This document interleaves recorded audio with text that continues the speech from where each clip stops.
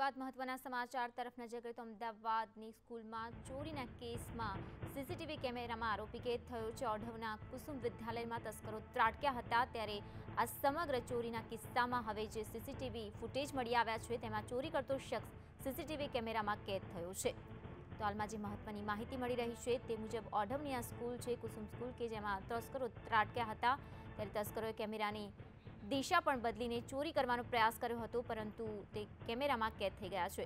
તો આજ વિષય પર વધુ માહિતી માટે જોડાઈ ગયા છે અમારા સંવાદદાતા નવીન ઝા। નવીન, જે પ્રમાણેનો તસ્કરો દ્વારા જે ચોરીનો પ્રયાસ કરવામાં આવ્યો હતો, ચોરી કરવામાં આવી હતી ત્યારે હવે સીસીટીવી ફૂટેજ મળી આવ્યા છે, શું વિગતો છે અંગેની?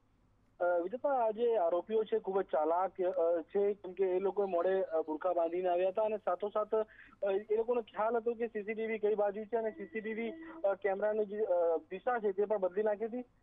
એ લોકોએ તિજોરીમાંથી રોકડા રૂપિયા સાથોસાથ જે સ્કૂલની અંદરથી એલસીડી વગેરે જે નાની મોટી વસ્તુઓ છે એ તમામ વસ્તુઓ ચોરી કરી લીધી છે અને ક્યાંક ને ક્યાંક જે આરોપીઓ છે જાણકાર હોઈ શકે છે કારણ કે જે રીતે ચોરીની ઘટના બની છે અને સીસીટીવી નો આખો જે મામલો છે તો જાણકાર હોઈ શકે છે। હાલ પોલીસે સીસીટીવી ફૂટેજ કબજે કરીને અને આરોપીઓને પકડવાની જે કાર્યવાહી છે તે શરૂ કરી છે। જી જી નવીન, સાથે સાથે જે પ્રકારની એ પણ માહિતી મળી રહી છે કે આરોપીઓ દ્વારા જે પ્રકારે ચોરી કરવામાં આવી હતી અને જે કેમેરાની દિશા હતી તે પણ બદલવામાં આવી હતી પરંતુ તેઓ લોકો કેમેરામાં કેદ થઈ ગયા છે ત્યારે પોલીસ કાર્યવાહીની વાત કરવામાં આવે તો પોલીસ દ્વારા અંગે શું કંઈ માહિતી આપવામાં આવી છે?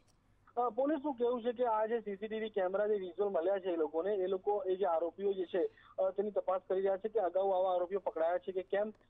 એ લોકો જે પોલીસ સોફ્ટવેર છે તે સોફ્ટવેરમાં આરોપીઓનો જે ફેસ છે તે પણ જોશે તો ક્યાંક ને ક્યાંક આરોપીઓ ગુના કરી ચૂક્યા છે તો 100% પોલીસ સાથે આવી જશે અને કોઈ નવી ગેંગ હશે તો તેને શોધવા માટે પોલીસે ટીમ બનાવી હોવાની વાત જણાવી રહી છે। જી નવીન, આભાર માહિતી બદલ।